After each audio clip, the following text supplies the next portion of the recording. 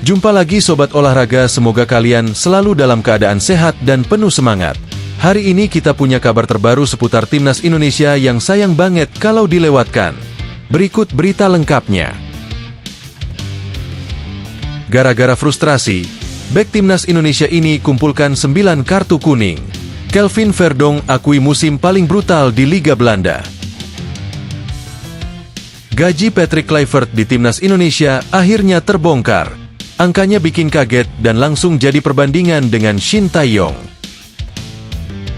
Tapi sebelum kita masuk ke inti pembahasan, dukung dulu channel ini dengan menekan tombol subscribe. Dengan begitu, saya makin semangat menghadirkan berita-berita menarik untuk kalian. Kelvin Verdonk, bek kiri andalan Timnas Indonesia, mencatatkan statistik yang mengejutkan di Liga Belanda musim 2024 hingga 2025. Bukan hanya soal jumlah penampilannya yang solid atau kontribusinya dalam mencetak gol dan assist, tetapi juga soal satu hal yang membuat banyak orang mengernyitkan dahi, jumlah kartu kuning. Ya, Verdonk sudah mengoleksi 9 kartu kuning musim ini, sebuah catatan yang menurutnya sendiri sangat buruk. Sebagai pemain belakang yang dikenal agresif, kartu kuning memang bukan barang baru bagi Verdonk.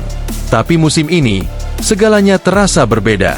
Dalam 33 penampilannya bersama NEC Nijmegen, Verdonk hanya mencetak 1 gol dan 1 assist, tetapi jumlah kartu kuning yang dikantonginya mencapai angka 9, jumlah yang tergolong tinggi untuk pemain di posisi bek sayap. Ia sendiri menyebut bahwa musim ini, ia bermain dengan intensitas yang lebih emosional dibanding biasanya. Itu tidak normal, malah buruk. Setiap musim saya mendapat beberapa kartu, tetapi musim ini saya bermain dengan penuh frustrasi. Pelanggaran adalah hasilnya, ujar Verdonk dalam wawancara bersama Om Rob GLD. Sambil tertawa, ia bahkan mengenang satu momen saat menghadapi Heerenveen, ketika ia secara refleks melakukan pelanggaran keras karena situasi pertandingan yang berjalan tidak sesuai harapan. Saya hanya memberi Levi Smanns sebuah kon besar, candanya dengan nada jujur. Komentar tersebut menunjukkan sisi manusiawi dari seorang pemain sepak bola profesional. Di balik fisiknya yang tangguh dan mentalitas petarungnya di lapangan, Verdonk tak menampik bahwa tekanan dan rasa frustrasi kadang membawanya pada keputusan-keputusan instan yang berujung pelanggaran. Dalam dunia sepak bola, agresivitas memang diperlukan, tetapi ketika dikendalikan oleh emosi, hasilnya bisa menjadi bumerang. Namun, agresivitas Verdonk tak hanya muncul dalam bertahan. Ia juga dikenal sebagai bek sayap yang aktif naik membantu serangan. Dalam peran ofensifnya bersama NEC, Verdonk seringkali menjadi motor di sisi kiri lapangan, menyusuri garis tepi, memberikan umpan, bahkan melakukan overlap untuk membuka ruang bagi winger. Dalam situasi itulah, menurut Verdonk, ia sering harus membuat keputusan dalam waktu sangat singkat, bertahan atau menyerang, dan kadang hasilnya adalah pelanggaran keras yang berujung kartu. Saya sering maju saat pemain sayap mendapat bola. Entah dia langsung mengoper bola ke saya, atau saya mengoper bola kepadanya dan memenangkan duel. Tapi terkadang saya mendapat kartu kuning. Saya bertahan dengan sangat agresif. Aku Verdonk. Gaya bermain seperti ini membuatnya menjadi salah satu pemain yang disegani sekaligus ditakuti lawan. Lawan tahu bahwa Verdonk tidak akan segan melakukan tackle keras untuk menghentikan serangan. Tapi di sisi lain, jumlah kartu yang terus bertambah bisa menjadi beban tersendiri, terutama dalam sistem kompetisi yang memberikan hukuman akumulasi. Bagi NEC, Verdonk tetap menjadi sosok vital di lini belakang.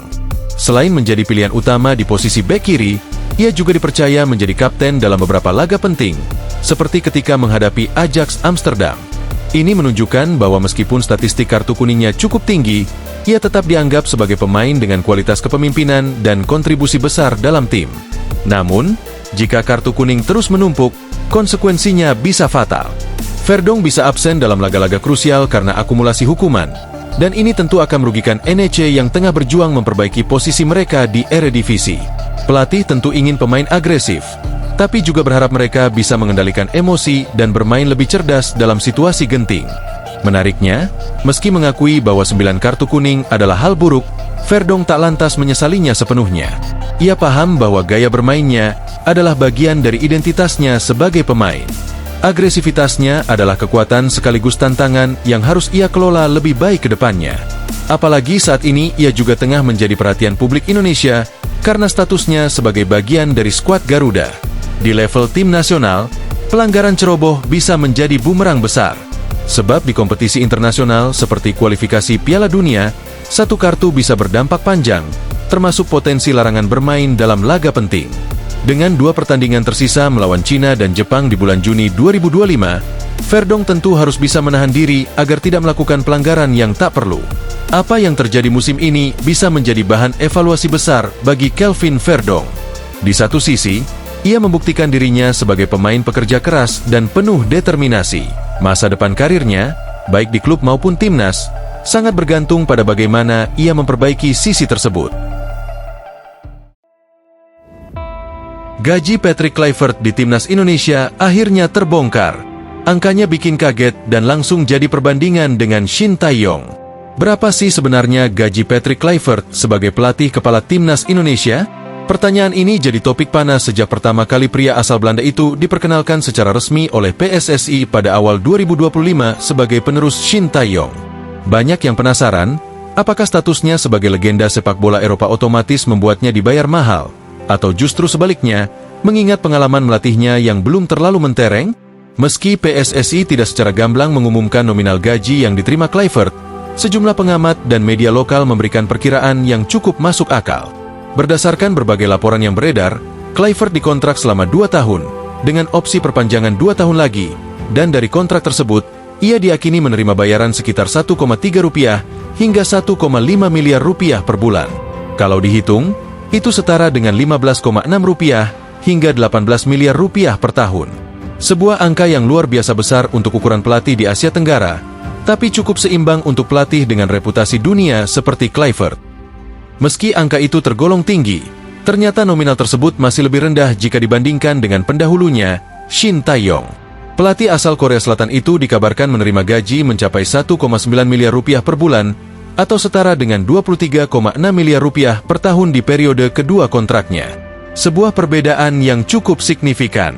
Mengapa bisa begitu? Perbedaan tersebut rupanya cukup masuk akal jika menilik latar belakang kepelatihan keduanya. Shin Tae-yong datang ke Indonesia dengan bekal pengalaman mumpuni. Ia pernah membawa timnas Korea Selatan ke Piala Dunia 2018 dan juga menangani berbagai kelompok usia di negaranya. Bahkan, dia sudah mengelola tim di turnamen-turnamen besar, termasuk Liga Champions Asia. Sementara itu, Patrick Kluivert, meski namanya sangat besar di dunia sepak bola sebagai mantan striker top untuk Ajax, Barcelona, dan timnas Belanda, belum punya karir kepelatihan yang panjang dan stabil. Sebelum menangani timnas Indonesia, pengalaman kepelatihannya tergolong terbatas. Ia pernah menjabat sebagai pelatih kepala Adana Demirspor di Liga Turki hanya selama 6 bulan. Selain itu, ia juga sempat menjadi pelatih timnas Curaçao, dan pernah pula menjadi asisten pelatih Louis van Gaal di timnas Belanda pada Piala Dunia 2014. Di luar itu, Kluivert memiliki pengalaman sebagai kepala Akademi Barcelona dari tahun 2019 hingga 2021. Namun jabatan itu lebih fokus ke pengembangan pemain muda daripada strategi tim utama atau pertandingan kompetitif. Maka, wajar jika gaji yang diberikan PSSI kepadanya lebih bersifat realistis dibandingkan Shin Tae-yong yang sebelumnya telah teruji dalam turnamen-turnamen level atas. Namun, meskipun gajinya lebih rendah, tanggung jawab yang dipikul Patrick Kluivert tidak bisa dianggap enteng. Ia diboyong ke Indonesia bukan untuk proyek jangka pendek. Misinya sangat besar, membawa timnas Indonesia melaju sejauh mungkin di babak kualifikasi Piala Dunia 2026. Dalam 2 tahun masa kontraknya, Kluivert diharapkan mampu merancang sistem permainan yang stabil, membangun mentalitas juara di skuad Garuda, dan tentunya memberikan hasil nyata di kualifikasi. Tak heran jika publik Indonesia berharap banyak dari pelatih yang satu ini. Apalagi, Indonesia kini tengah memasuki era emas sepak bola nasional dengan semakin banyaknya pemain keturunan Eropa yang memilih membela Garuda. Kluivert diharapkan mampu menggabungkan taktik ala Eropa dengan semangat khas pemain lokal Indonesia. Namun, gaji besar juga berarti tekanan besar. Dengan bayaran yang menyentuh angka miliaran rupiah setiap bulan, Patrick Kluivert tidak bisa sekadar menjanjikan proses. Ia dituntut untuk memberikan hasil. Tak hanya kemenangan, tetapi juga perkembangan dalam permainan, strategi yang jelas, serta pengelolaan tim yang lebih profesional. Apalagi sepak bola Indonesia punya basis supporter yang sangat militan dan sensitif terhadap performa tim nasional. Pertanyaan selanjutnya adalah, apakah gaji sebesar itu layak diberikan kepada Patrick Kluivert? Jika ukurannya adalah potensi, pengaruh, dan reputasi internasional, jawabannya bisa jadi ya. Nah, itulah pembahasan kita kali ini. Semoga bisa menambah wawasan dan memberikan informasi yang bermanfaat untuk kalian semua. Jangan lupa terus dukung channel ini dengan like, share, dan subscribe agar kami semakin semangat menghadirkan konten menarik lainnya. Sampai jumpa di video selanjutnya. Tetap semangat dan dukung terus sepak bola Indonesia. Terima kasih.